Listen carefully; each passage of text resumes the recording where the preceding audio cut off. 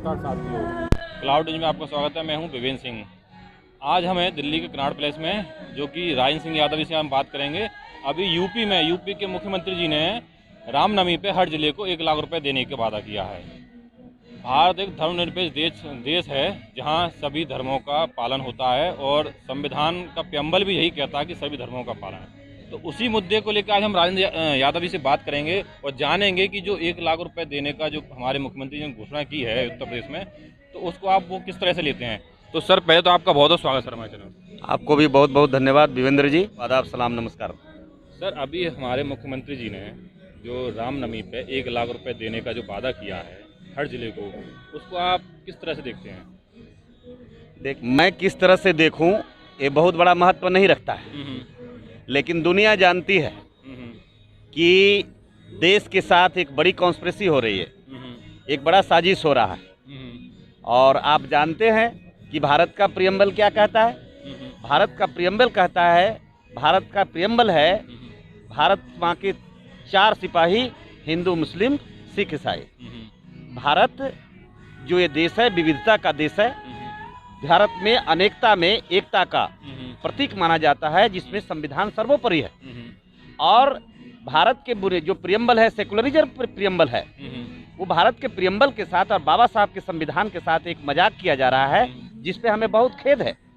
और मैं खास करके बहुजन समाज के अपने साथियों को, कमजोर वर्ग के लोगों को, IRDP से पिछड़े लोगों को मैं सचेत करना चाहूँगा कि नरेंद्र मोदी जी और ARSS के जो प्रमुख हैं, आपको नाम है मोहन भागवत जी के इशारे पर 2024 का बैतरनी पार करना चाहते हैं। उनको रामनवमी मनाना सिर्फ एक बहाना है और 2024 के चुनाव में फिर से आना है।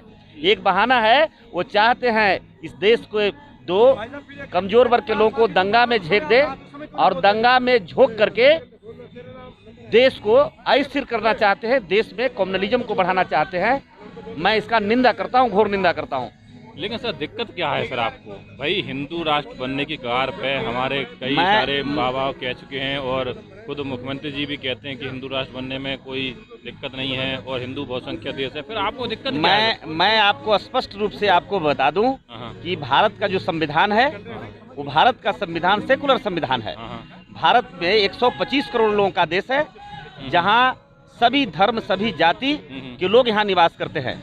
अगर इस देश में योगी जी धर्म का अगर बहुत बड़े पुजारी हैं, तो आपको इस उत्तर प्रदेश के 24 करोड़ लोगों ने आपको सत्ता देने का काम किया है। तो आप मुझे बताइए कि इस देश में आपने रमजान पर क्या किया? आपका तो खुलासा इस पर भी करना चाहिए। इसमें अभी हमारा बुद्ध जयंती कुछ ही दिन में बुद्ध जयंती होने वाला है, उसमें क्या होगा? आपने जैनियों के लिए क्या किया? आपने ईसाइयों के लिए क्या किया? आपने पारसियों के लिए क्या किया? मुझे बताइए। इस देश में तमाम लोग बसते हैं, अकेला भारत में हिंदू नहीं निवास करता है। और 1 लाख का पैकेज देकर के मैं आज भी यह स्पष्ट रूप से बता देना चाहता हूं, बहुजन समाज के लोगों सचेत हो जाना। और ये तैयारी है, ताकि आपका पिछला रिकॉर्ड का भी मैं चर्चा करना चाहूंगा। जब 12 अप्रैल 2022 को 2022 को पूरा भारत रामनवमी के दंगा के आग में जल रहा था, ये पूरा देश जानता है, जिसमें 36 लोगों को घायल होने की रिपोर्ट और 2 लोगों का निर्मम हत्या करने का रिपोर्ट सामने आया है। और आप लोग जानते हैं, जहां हिंसा हुआ, पथराव हुआ, आगजनी हुआ, और उसका आपका रिकॉर्ड निकालना है तो आपको सागर काठार का रिपोर्ट देखिए, झारखंड का रिपोर्ट देखिए, पंचम में बंगाल में बांकुरा का रिपोर्ट देखिए, JNU का रिपोर्ट देखिए, मुजफ्फरनगर का रिपोर्ट देखिए। और गोदी मीडिया के जो अभी 2 दिन पहले जब चर्चा हो रही थी आज तक के चैनल पे, तो ये भी हमने देखने का काम किया। बड़ा गोल गोल भाषा में चित्रा जी त्रिपाठी जी बोल रही थी। शर्म आनी चाहिए आज भी, जो पत्रकारिता को किसी के गोद में ले जा करके रख दिया, पत्रकारिता को शर्मसार कर दिया। डिबेट में जाने वाले लोगों को कहा जा रहा था कि अगर इस देश में रामनवमी पर क्या चिंता है, और जो रामनवमी की बात करते करते उन्होंने कहा कि रमजान पर क्या है। तो हम आज भी कहता हूं, आज भी मैं कहता हूं, हम आज भी इस देश में सेकुलरिज्म की पुजारी हैं, तो हम आज भी कहते हैं, काश इस मुल्क में ऐसी फिजा बने, काश इस मुल्क में ऐसी फिजा मरे, मंदिर गिरे तो रंज मुसलमान को भी हो, लूट न पाए कोई मस्जिद की आबरू, ये दर्द मंदिरों के रहनुमाई को हो। योगी जी, आप ऐसा प्रयास नहीं कर सकते। योगी जी, आप इस देश में देखिए, आपकी वही राज है जहां कोरोना में लोगों को कफन नसीब नहीं हुआ। आप वही उत्तर प्रदेश के मुख्यमंत्री हैं जहां भारत में पूरे राज्य के आपके मजदूर काम करने गए थे, जिन्हें आने के लिए किराया नहीं दे सका आपने। आप उसी राज्य के मुख्यमंत्री हैं जहां आज भी सबसे ज्यादा मजदूर दूसरे राज्यों में काम करते हैं। आपको उसके लिए पैसा नहीं है, लेकिन रामनवमी के लिए इतना बड़ा दिल दिखाए हैं, इतना बड़ा दिल दिखाए हैं। मैं दिल से क्या बोलूं, मेरे पास कोई शब्द नहीं है। लेकिन मैं स्पष्ट रूप से मैं बता देना चाहता हूं बहुजन समाज के लोगों को, तो ये तैयारी से ही सत्ता में आए ये हैं, तैयारी राम मंदिर बनवा दिया उन्होंने, क्या दिक्कत क्या है आपको? राम मंदिर में तो बताइए मुझे, अगर राम मंदिर बनवा दिया उन्होंने तो जोगी जी को वापस कर दो उसी राम मंदिर में। जोगी जी तो राम मंदिर छोड़कर, गोरखपुर के मंदिर छोड़कर के सत्ता का मजा लेने आए, सत्ता का स्वाद लेने आए, और गरीब कमजोर वर्ग के लोगों को मंदिर दे रहे हैं। जनता ने चुन के भेजा है मंदिर। आज मुझे बताओ कि आज हमारे लोगों को एजुकेशन की जरूरत है, शिक्षा की जरूरत है। शिक्षा सर्दी की दूध है। आप शिक्षा से वंचित करते जा रहे हो और मंदिर बढ़ाते जा रहे हो। आप मंदिर बताओ, आपने कितना अस्पताल बनाया, आपने कितना एम्स बनाया, आपने कितना मेडिकल कॉलेज बनाया, आप ये बताओ जोगी जी। जोगी जी, इस राज्य को, इस देश को, जो उत्तर प्रदेश सूबे के आप मुख्यमंत्री हो, इस राज्य को दंगा का राज्य मत बनाओ। मैं जानता हूं कि जब जब दंगा होता है तो आपको फायदा होता है। जब जब दंगा होता है, भारतीय जनता पार्टी सत्ता में आती है, वो दंगा कराने के लिए पैसा दिया गया है। दंगा की ये सुपारी है। साफ शब्दों में मैं आपको बता दूं, ये दंगा का सुपारी है। ये दंगा का कहने मतलब 1 लाख रुपए दंगे कराने नहीं, दंगा तो क्या है फिर? आपने क्यों दिया? आपने, आपका ये जोगी जी के, गोगू जी के जागीर का पैसा है क्या? आपको मुख्यमंत्री बनाया है राज्य के लोगों ने, राज्य के सूबों को आप मुख्यमंत्री हैं। आप किसकी इजाजत से आपने 1 लाख रुपया हिंदुओं को दे दिया? ये हिंदुओं का देश है क्या? हिंदुओं का राज्य है क्या? तो हिंदू है। क्या नहीं, मैं हिंदू हूँ। मुझसे आप सवाल कर रहे हैं, अच्छी बात है, लेकिन हम वो हिंदू नहीं है जब मंदिर, जोगी के मंदिर में घंटा हिलाने वाले मंदिर नहीं है। हम जानते हैं कि मंदिरों से मुझे में क्या मिला है, और हम से परिवर्तन करने वाले लोग हैं। हम वो हिंदू नहीं है जो हिंदू का मंत्र और जो हिंदू का किताब सूट नहीं किया, हमने वो दफन करने वाले वो हिंदू हैं। हम घंटा हिलाने वाले हिंदू नहीं है। आप मुझे बताइए, कोई आज हम पहली बार रामचरितमानस का पाठ नहीं किया, सत्यनारायण कथा पहली बार नहीं कराया। आप मुझे बताइए, हम कोई रामायण पाठ पहली बार नहीं कराया। सदियों से बाप दादा परदादा आज भी सारे लोगों ने घंटा हिलाया और मंदिर में किया। जब कुछ नहीं मिला तो मैं हिंदू बन के नहीं बैठा। हम बाबा साहब और बुद्ध के रास्ते पे चलकर भारत को 125 करोड़ लोगों और संविधान का भारत सुनाने का सपना रखे हैं। लेकिन उसमें ये भी कहा जा रहा है कि महिलाओं को, खासकर बालिकाओं को, उनको सांस्कृतिक कार्यक्रम से भी जोड़ा जाएगा। तो महिलाओं से सांस्कृतिक कार्यक्रम में तो रिपोर्ट निकाल कर देख लीजिए कि कितने महिलाओं को आपने जोड़ा। अगर आप जोड़ा होता तो एक आध तो दलित की बेटी फिल्म सिटी में होती। अगर संस्कृति और खेल से जुड़ा होता तो एक तो खिलाड़ी दिखा देता।